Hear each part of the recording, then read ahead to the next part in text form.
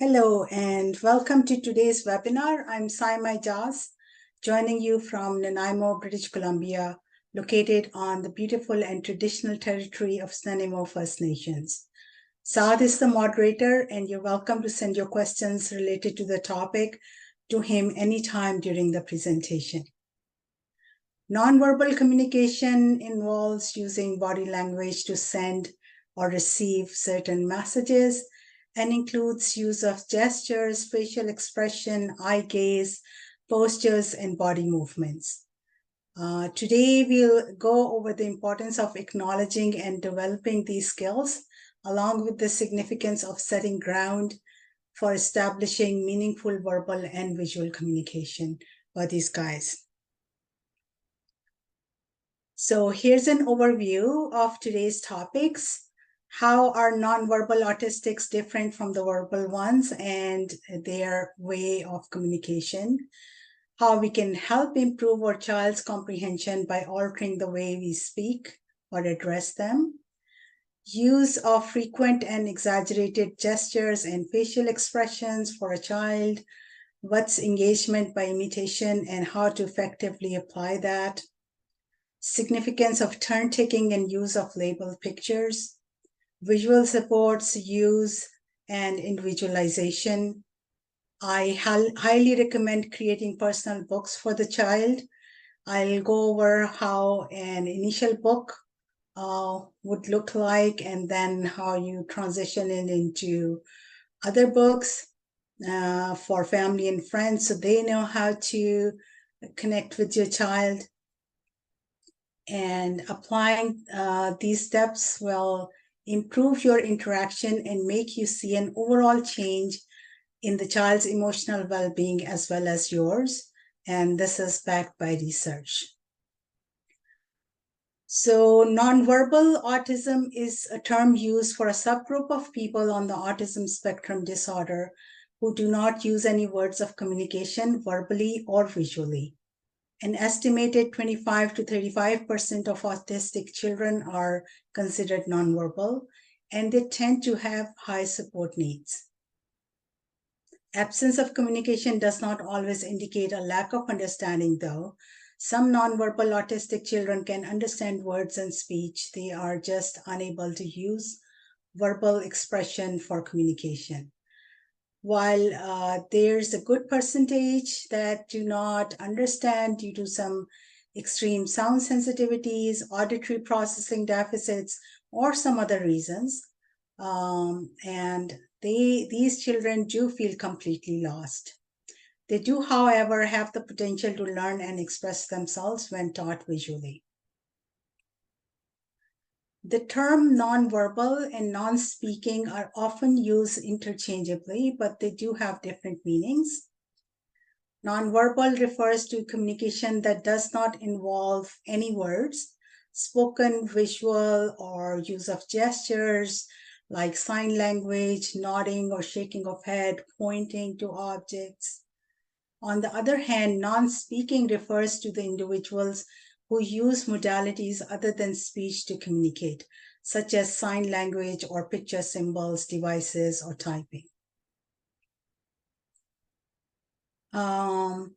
The question is, are there still some ways of communication for an autistic child who has no spoken or visual words? And yes, they can.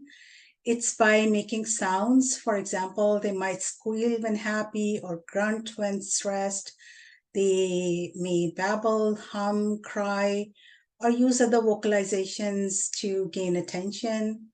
They may use some subtle gestures like fixing their gaze for a required item, and sometimes they shift their gaze from the object to one of the parents or a sibling, someone they want to help them get the object.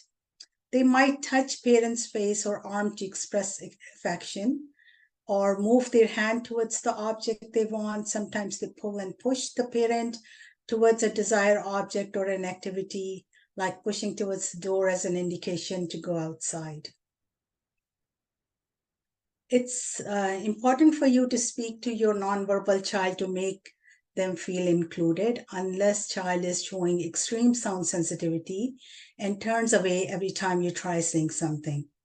In which case, lower your voice and use a few words on a recorded audio for desensitization that was shared in our last webinar.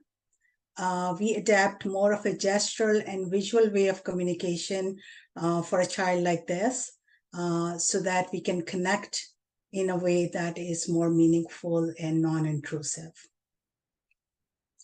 For a child who's not turning away from your voice but seems to ignore it, break down your conversation or directions to use of minimal words and phrase.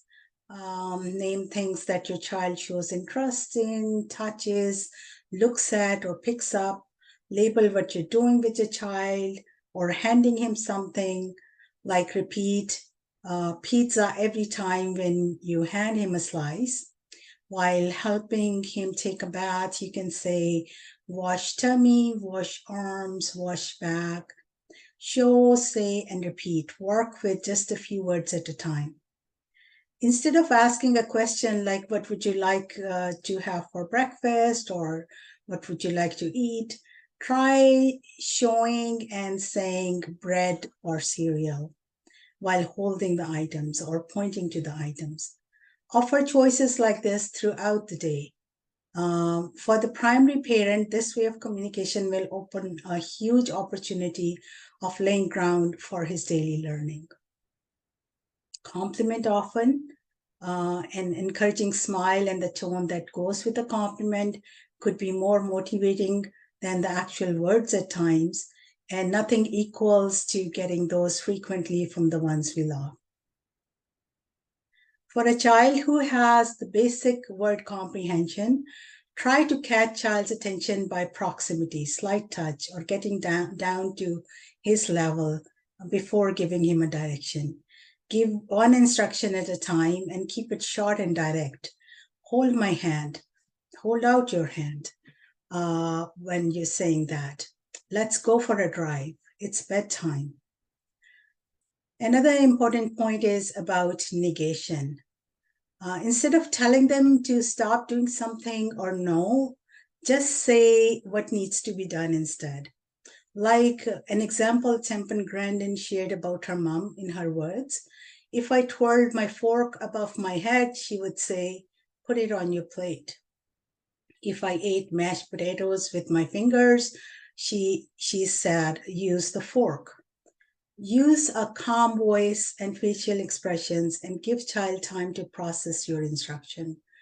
Compliment when the child responds. When a child has attained the ability to use words, he or she needs to be encouraged to use those.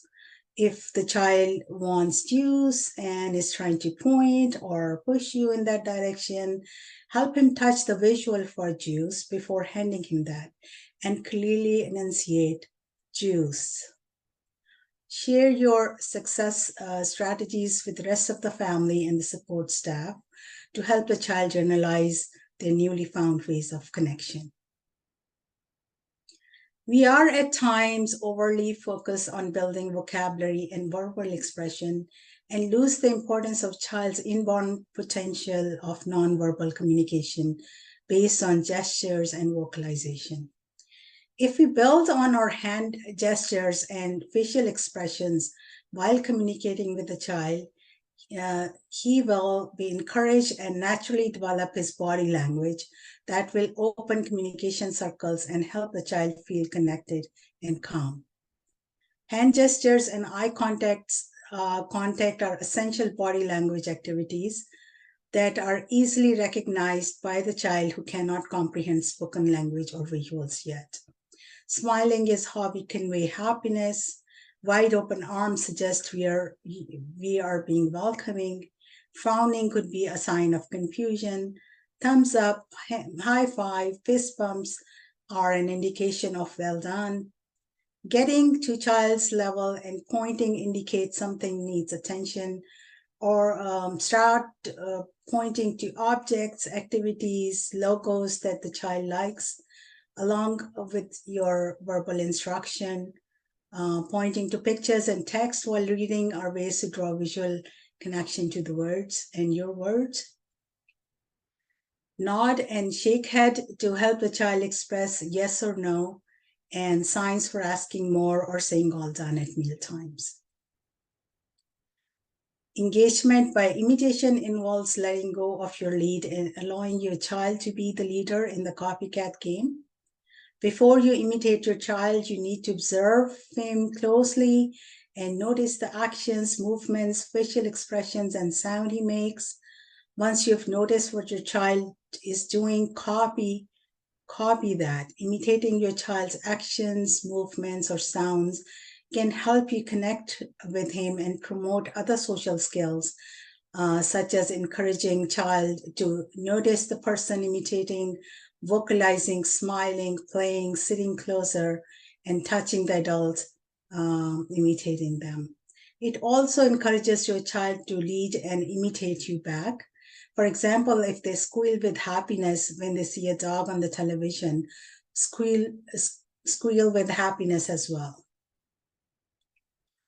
Parents can use a wide range of activities to help develop engagement and communication of a nonverbal child by joining in their activities in a non-intrusive way, like watching sing-along songs and imitating actions, or hand over hand helping the child imitate the actions and then gradually fading out the prompt.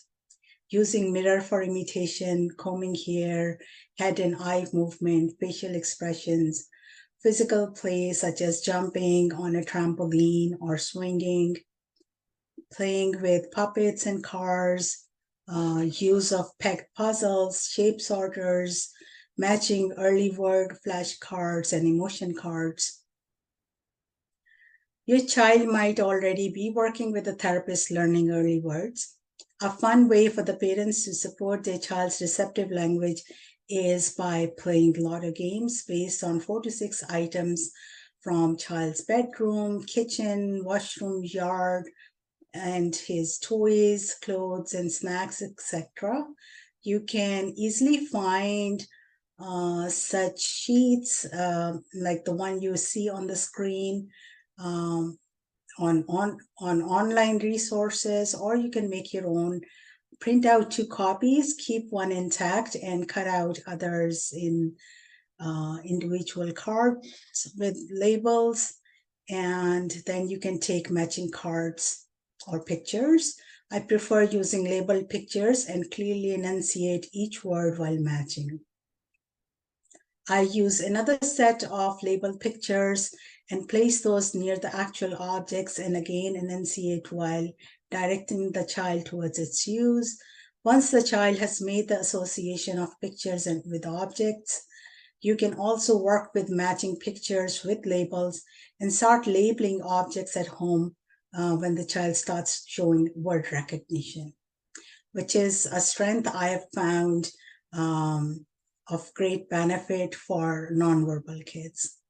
You can attach laminated picture cards on boxes and containers for storage of toys like blocks, cars, animals, if it's a girl or a boy, if there's doll and doll furniture you're using for pretend play. So just place those labels and then show the child how to put his toys away after he's done in the right boxes. Use labels on the dresser drawers as shirts, pants, shorts, socks, etc. And point those to the child while taking out clothes to dress him daily. Visual sports play an important role as communication tool for the children, as they make communication physical and consistent rather than fleeting and inconsistent like spoken words can be. Visual sports are used for facilitating and initiating communication, like making choices while selecting an activity or a tangible, sequencing or selecting tasks and breaks over the day, sequencing activities at school or preschool if he goes there, knowing what the day is going to look like, highlighting specific events in the week or month. Please check our webinar on structure, play, and daily routines to learn how to create individualized supports for your child.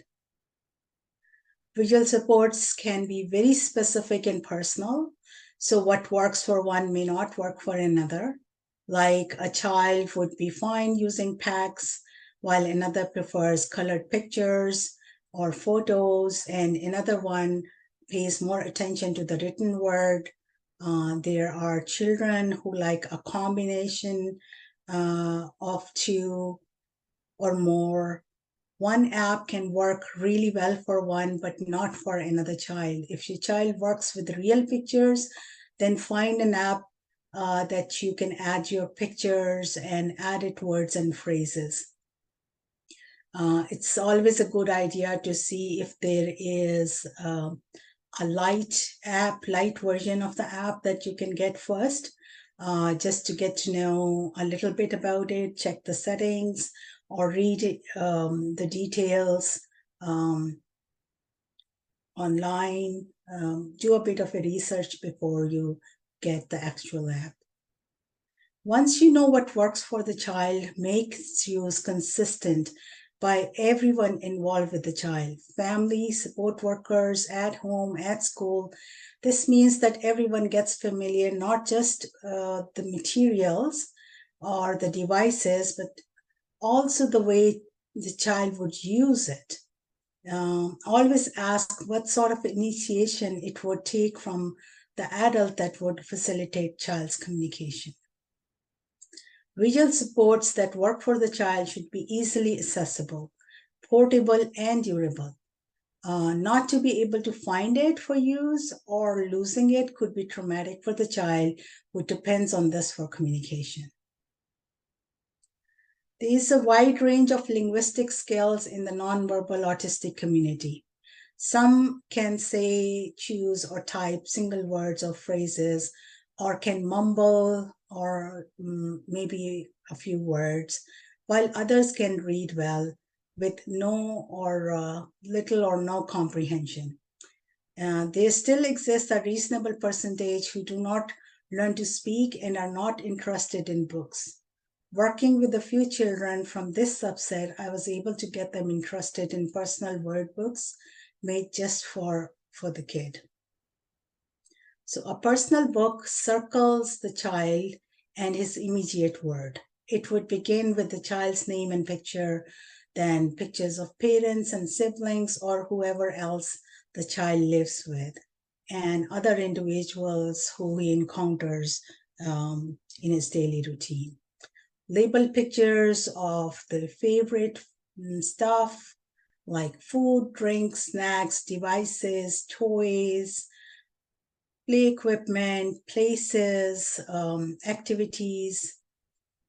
In my experience, all children that I've used this type of book have flipped pages, checking out pictures of familiar people and stuff with great interest, and started showing word recognition when it was read to them regularly.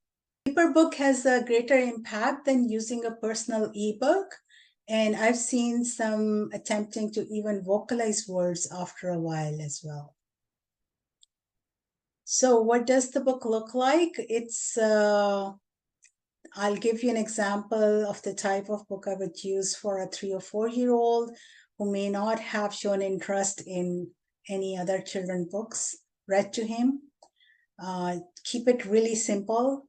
Choose child's favorite color and just keep it to a lighter shade in case he has some color sensitivities.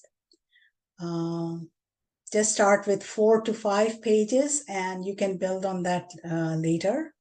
Something like my name is, or hi, I am, word it the way you like to, but have the name like really big and bold, and then his picture. These are my parents, or my mom, dad, or mama, papa, the words you would like to use, and then their pictures. I have 2 brothers, names and pictures, and dog, or I have a brother and a sister. This is my grandpa. You got the idea. Then for the next pages, you can pick out 2 or 3 more pictures from the 2 to 3 areas, like I love to eat, I like to go to, I love water play or a tricycle. So just see, I also like to, on the last page, like to add the word the end. When you add more sheets in there, the end, of course, moves to the last page. You can have these pages, like I said, you can add about snacks, TV shows, toys, favorite objects, pictures and names of extended family members, therapist or EA that he might see 5 days a week. You can make another book about the child for the family and friends, so they get to know him as a child first and not just the disability. You can educate them in ways they can support child's learning and growth. It can be another small 6-page book written from child's perspective. I'll give you an example of a book I made for a nonverbal autistic boy. When he was 6 years old, he had a good understanding of simple conversations, was very social. His eyesight was compromised, though, and parents didn't know at the time to what extent. He was still seeing the doctor about that. So page 1 would be about me or about Sam or whoever the boy is or a girl is. Start with the name, age of the child. You can have a picture of his last birthday with the number of candles there, saying I'm 5 years old with 5 candles there. What school he goes to, his siblings or pets. Then page 2, what helps me could be specific and clear ways of how to get child's attention. Like in the book I wrote, if you get down to my eye level, must say my name, touch my shoulder, I can listen better. Speak slowly and clearly in regular voice, not loud. Use 3 to 4 words, then pause so I can think. Show me things or point to things to help me know what you mean. Use simple gestures. Then page 3 is my favorite stuff, just what we talked about in the last book.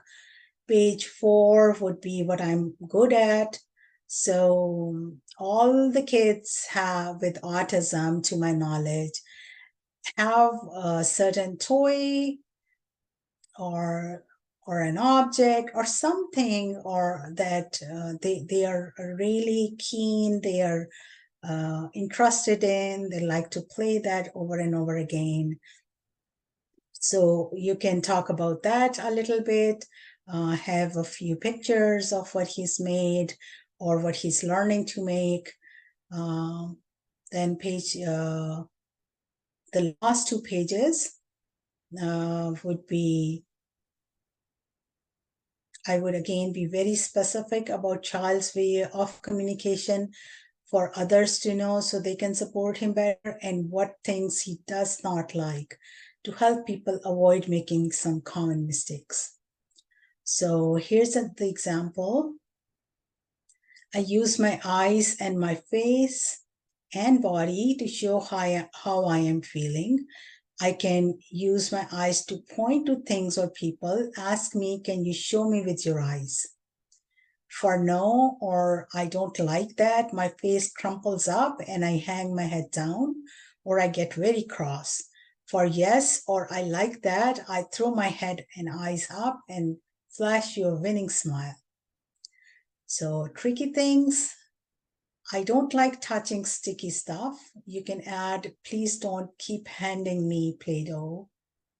People keep wanting to give me symbols to look at, but I can't make much sense of them yet. Best to stick to real objects and clear photos of things I know well. I like being in charge of taking photos. So this child, he had a camera and he loved taking pictures. And then he would look at those, but yeah, pics were not making any sense to him. People are not sure how well I see. That may be why I'm better at listening and choosing from spoken choices. So it stays with everybody when they read stuff, and especially if it's said in from child's perspective, it makes a big difference. So the index of his book will grow, as well as the content, and it did for this child over the next few years.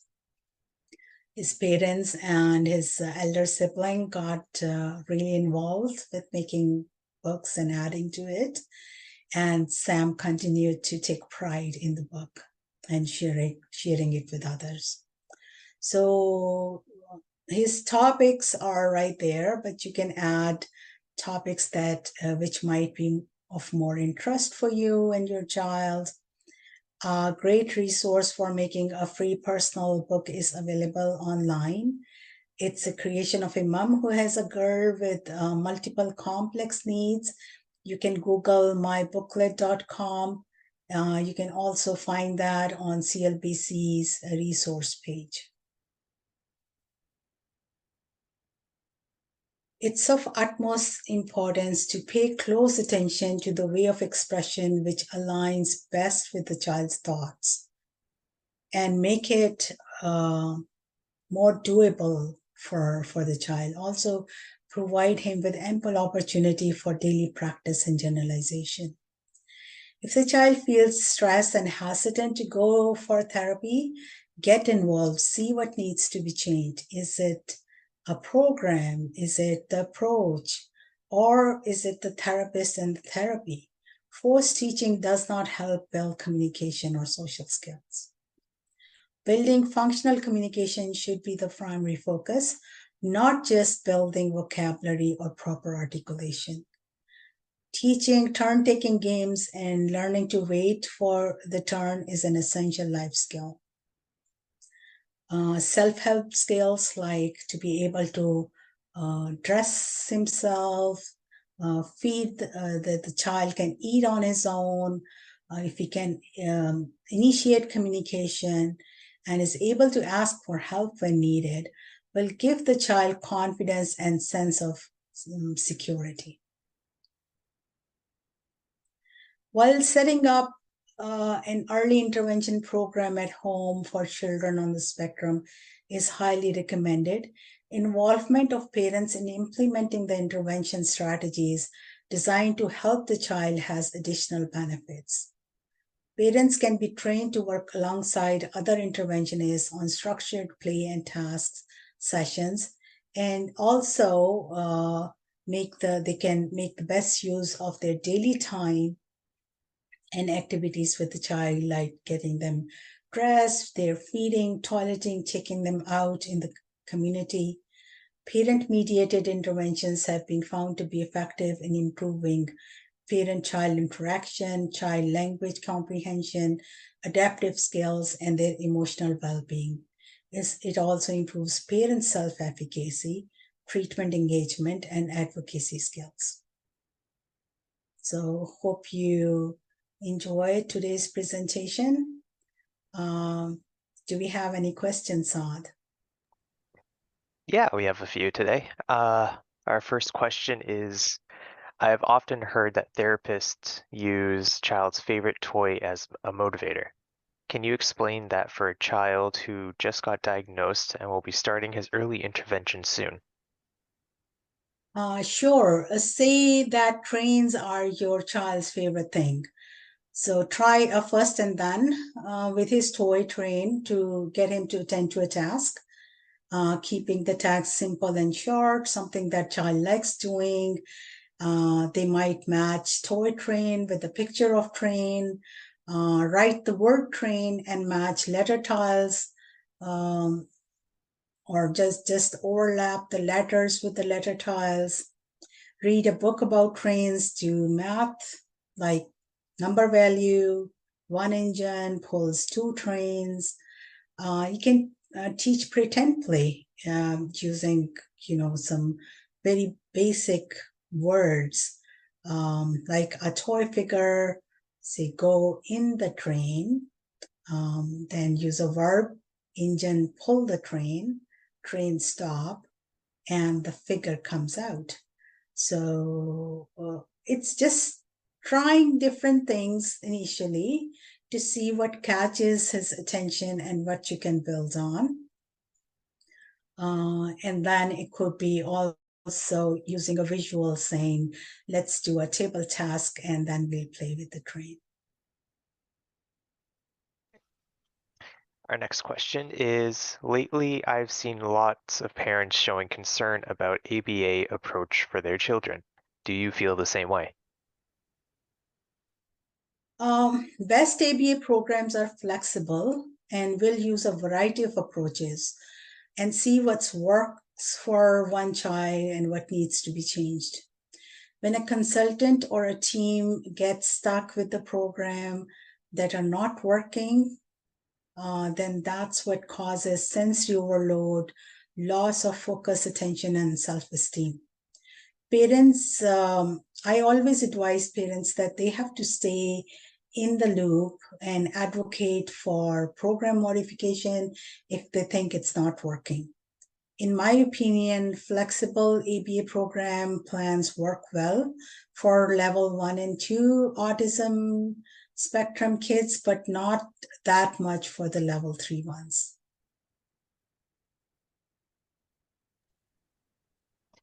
Our next question is, I have an 8-year-old nonverbal child. I've been told that nonverbal autistics have low IQ. Can you comment on that? Well, it was assumed that all nonverbal autistic children were intellectually disabled for the simple reason that their IQ scores fell under 70 and they were so considered incapable of learning. Uh, it's changed now. You have to know that typical IQ tests are poor tools for measuring intellectual ability for any autistic child, particularly when they're nonverbal. I know a few nonverbal autistic folks who are authors of books, and they have educated others about themselves and other folks like them via written expression. What we need to focus on is building child's receptive and expressive language, play, and self help skills, and then with a way of expression and fueling their natural curiosity and what they like, we can then just wait confidently and see where the time takes them. All right. My daughter has been in an early intervention program for 3 years. She has learned some skills, but still has no words and only uses 4 or 5 picks for communication. She turned 6 last month and is picking up some more behaviors with time. What can I do to help her? Children try their best to understand what's being said, and if it seems that things are not working, she has not been gaining as much as she could have, and maybe that's what's made her sad, confused, or if she's unable to communicate, maybe um, there are not enough pictures that she is connected to uh, to sort of communicate her needs. And when that happens, it shows as signs of frustration. You can continue to engage with her using words and phrases like we talked about earlier. Uh, Use labeled pictures, pay attention to her cues. For us, it was the first few years were quite a struggle. And what made a difference for me and my child was when I started using different visuals. It was the use of photos, real pictures with bold, clear labels. And I even used colored labels in the beginning. And I labeled our rooms and places just the way like I described. I would definitely approach the intervention team and ask them like why she's not been able to make more gains, ask them to modify the program and tell them about the use of labels and real pictures if they haven't done it so far. And also see if some of our hours she can spend going to the leisure pool or park, or what does she like to do. So just for her emotional well-being. So like there's some fun stuff for her to do as well. All right. Our last question is, I feel that all clinicians are not on the same page when it comes to a child with an autism diagnosis. Is it true? Unfortunately, some physicians are they, like yeah, let's just say that you're right when you say everyone is not on the same page, because some are open to medical and nutritional testing, and they'll recommend nutritional supplements along with the interventions, and there are others who will not. You find somebody who's willing to help your child as opposed to just monitoring the severity of the child's symptoms and problems, and just saying this would take this pill for this thing, and this is for anxiety, and this is for his insomnia. So you need someone who would support you as well as your child and respects your viewpoint. I do know that is easier said than done, but it's worth the effort. All right, that's all of them. Okay, thank you, Saad. Link of the recording will be available on the education page of autismsolutions.info soon. If you have any questions about this or the following webinars, please drop me an email. Thanks for joining us today and have a good night.